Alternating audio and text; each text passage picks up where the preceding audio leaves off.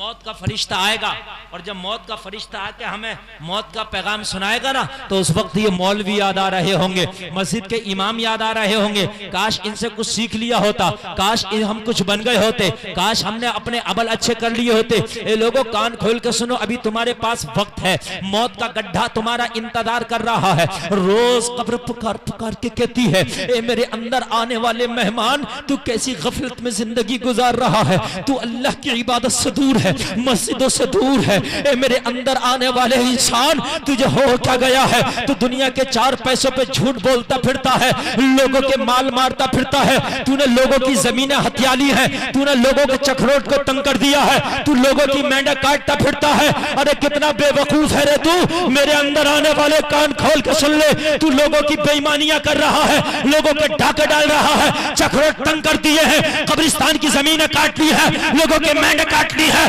लोगों से झूठ बोल के माल ऐंठते फिरने वाले, कान खोल कर सुन ले, मैं तेरा बड़ा तंग घर हूँ, बड़ा तारीख घर हूँ, बड़ा छोटा सा घर हूँ, रोशनी का इंतजाम नहीं है, यहाँ पर कोई बल्ब का इंतजाम नहीं है। ए मेरे अंदर आने वाले, काश तुझे मेरे अंदर के बिच्छुओं का पता चल जाए तो एक भी गलत काम न करे। बेशक जी, बेशक, हक बात है। मेरे अंदर के तुझे कीड़ों का पता चल जाए, मेरे अंदर जो सांप है उनका पता चल जाए, तो तू एक भी गुनाह न करे। ए महफिलों में ठट्टे मारने वाले, एक कॉमेडी सुन के अपना वक्त गुजारने वाले, एक शेख चुल्ली की कॉमेडी सुनकर अपना टाइम काटने वाले, कव्वाली मुकाबला सुनने वाले, उर्सों की डांस पार्टियां देखने वाले, मेले ठेलों में चक्कर झूले झूलने वाले, गलों में हाथ डाल के कब्रिस्तान में इलेक्शनों की बात करने वाले, कान खोल के सुन ले, अगर तूने कब्र को देख लिया तो दुनिया में मुस्कुराना भूल जाएगा, पूरी जिंदगी अल्लाह ही अल्लाह में गुजारेगा। बेशक जी, बेशक जी, सुभान अल्लाह, हक बात है। बेशक इंसान सोचता है कि मरना थोड़ी है।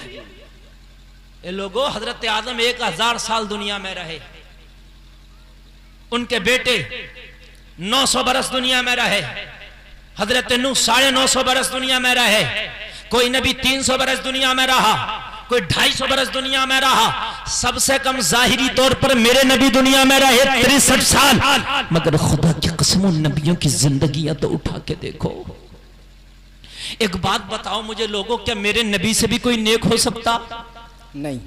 ये मोबाइलों वाले, ये बहुत बड़ा कैमरा चल रहा और ये नेट पे डालेंगे, उस पे देख लियो। बेटे तुम नौजवान हो, बंद कर दो इन मोबाइलों को, मेमोरी में, दिमाग की मेमोरी मेरी तकरीर को फांस लो। खुदा की कसम, दोबारा शायद पता नहीं कब मेरा आना हो, नहीं आना हो, कान खोल कर सुन लो, फांस लो।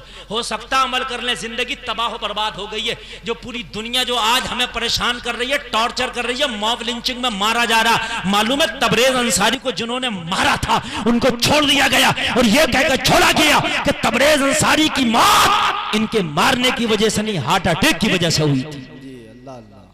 तुम्हें मारा भी जाता है और कोई मुजरिम को सजा भी नहीं मिलती है। कहां हो तुम? मेरे नबी से नेक कोई हो सकता पूरी दुनिया में? बताइए आप। नहीं हो सकता। जरा जोर से बोलिए। नहीं हो सकता। नहीं हो सकता ना?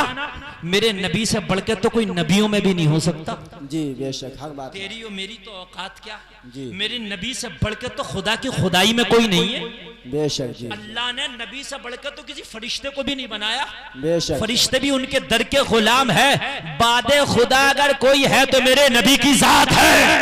बेशक जी, हक है। बात आ रही है कि नहीं आ रही है? अरे आ रही है कि नहीं आ रही है? अब सुन मेरे नबी का अमल। 63 साल की जिंदगी है मेरे नबी की। हक की बात सुन ले। आज जो मैंडों पे झगड़े हो रहे हैं, मैंडों पे पंचायतें चल रही हैं, काटे फिर रहा, तू ये मिल कह रहा मुझे ये तो बता दे, जो तूने 4 उंगल की मैंड काट ली, मुकदमे लड़ाता फिर रहा, तेरी अकल घास चरने गई है, कहां गई है? अरे मुकदमों में इतना मैंड में पैदा ना होगा जितना मुकदमों में लगा देगा, और दूसरे का हक अलग मार रहा मैदान महशर में। जिसकी मैंड काट के गया है, जिसका चक्रोट तंग करके गया है, जिसका माल मार के गया है, तेरा दामन पकड़ के खड़ा होगा, अपना हक मांग रहा होगा, तुझे देना पड़ेगा। बेशक जी, हक बात है। बेशक। मेरे नबी को सुन, जिनके लिए सारी खुदाई है, बेशक। पूरी कायनात नबी के लिए है, जमीन आसमान नबी के लिए, जन्नत नबी के लिए, बल्कि कब्जा है नबी का जन्नत पर।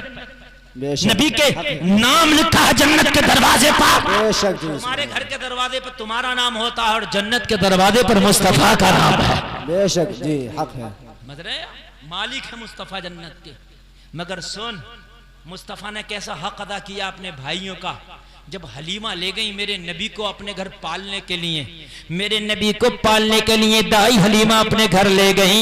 और ले जाने के बाद में एक बेटा दाई हलीमा का और था जिनका नाम अब्दुल्ला है। ये लोगों को और करो, दाई हलीमा गरीब थी, इसलिए हजरत अब्दुल्ला के बेटे को लेके आई थी कि मैं पाल कर परवरिश करके बड़ा करके दे दूंगी, तो इसके बदले में मुझे कुछ मिलेगा ताकि मेरे घर का खर्चा चलेगा। ये लोगों अरब में एक रिवाज था कि गरीब औरतें ये लोगों अमीरी के बच्चों को पालती थी, दूध पिलाती थी, परवरिश करती थी, और परवरिश करके उनको जब वापस दिया करती थी तो अमीर उन्हें कुछ तोहफे तोहफे और उनका बदला और उजरत दिया करते थे। ऐसे ही दाई हलीमा मेरे नबी को ले आई। पहले से दाई हलीमा का एक बच्चा था अब्दुल्ला, दूध पीता था, और दूसरे मेरे नबी को ले आई। जरा कान खोल के सुनो, दाई हलीमा जब मेरे नबी को लेके आई, अपनी छाती का एक पिस्तान मेरे नबी के मुंह में दे दिया और देने के बाद दूध पिलाने लगी। मेरे नबी दाई हलीमा के एक पिस्तान से दूध पी रहे हैं, पीते पीते एक पिस्तान का दूध जब खत्म हो गया तो दाई हलीमा ने मेरे नबी को दूसरी करवट से कर लिया। जैसे आपके घर की औरतें भी बच्चों को दूध पिलाती हैं तो कभी चेहरा इधर करती है, दाहिने तरफ का दूध पिलाती है, फिर बच्चों को पलट कर बाईं जानिब करती है, बाएं पिस्तान का दूध पिलाती है। जब दाई हलीमा ने दूसरे पिस्तान की तरफ मेरे नबी को किया तो मेरे नबी ने दाई हलीमा का दूध मुंह में ना लिया। वो लोगों गौर करो, एक ही पिस्तान का दूध पी के मेरे नबी ने इक्तिफा किया, दूसरे पिस्तान का दूध मुंह में ना लिया। क्यों? मेरे नबी को पता था हलीमा का एक बच्चा और भी है, वो भी दूध पीता है। एक पिस्तान पे मेरा हक है, एक पे मेरे भाई का हक है। गौर कीजिए, एक पे मेरा हक है, एक पे मेरे भाई का हक है। अल्लाह अल्लाह, मेरे नबी ने हक कैसा अदा किया है। लोग जरा गौर करो, हमारे हालात क्या हैं जरा बताइए मुझे। जायज हो ना जायज हो मिल जाए बस, झूठ बोल के मिले मिल जाए बस। हद यह है कि मस्जिद में खत्म कुरान में बालूसाहियों में मैंने लठियां चलती देखी जी, हकीकत बता रहा हूं। 27 दिन इसने कुरान सुना, पीछे खड़े होकर कुरान जैसी अजमत वाली किताब तूने सुनी, इससे बढ़ के तो दुनिया में कोई किताब नहीं है ना। तुझे सुधर जाना चाहिए था, तूने कुरान सुना तुझे सफल जाना चाहिए था, तूने कुरान सुना तुझे सब्र आना चाहिए था। इधर 27 दिन कुरान खत्म हुआ, बालूशाही बटी तो झगड़ा मुझे नहीं मिला, इसे नहीं मिला। अरे कहाँ की इंसानियत है ये, कौन सा ईमान है ये, कहां चला गया सब्र वाला मामला हमारे अंदर से। सब्र किधर निकल गया, किधर तबाह हो गया सब्र हमारे अंदर। जरा गौर कर, नबी का हक़ुक़ुल इबाद में मामला ये था। और जब नबी की इबादत की बात करोगे तो सुनो, मेरे नबी जो पूरी दुनिया में सबसे ज्यादा नेक, बेशक जी, नबी गुनाहगार होता ही नहीं है। और मेरे नबी का नामा अमाल ऐसा है कि एक पल्ले में नबी का एक सजदा रख दो और पूरी दुनिया वालों के सजदे एक पल्ले में रख दो तो खुदा की कसम नबी का एक सजदा दुनिया वाले के पल्लों से बढ़ जाएगा। बेशक जी, बेशक। समझ रहे हैं कि नहीं समझ रहे हैं आप? अल्लाह की कसम, नबी का एक सजदा एक पल्ले में, पूरी दुनिया वालों के सजदे एक पल्ले में रख दो तो पूरी दुनिया वालों के सजदे से नबी का सजदा बढ़ेगा या नहीं बढ़ेगा? आप खुद बताइए, आप बढ़ जाएगा कि नहीं बढ़ जाएगा? बढ़ जाएगा कि नहीं बढ़ जाएगा? मेरे नबी का हाल ये है कि पूरी रात सर्दियों वाली खड़े होकर रब की इबादत करते हैं, ऐसी इबादत करते हैं कि मेरे नबी के पैरों पर वरम आ जाता। जब ज्यादा आप लगातार खड़े रहोगे पैरों पे वरम आएगा कि नहीं आएगा? मेरे नबी के पैर सूज जाते हैं, मुतबर्रब हो जाते हैं, नबी के पैर मोटे हो जाते हैं, नबी के पैरों पे वरम आ जाता है।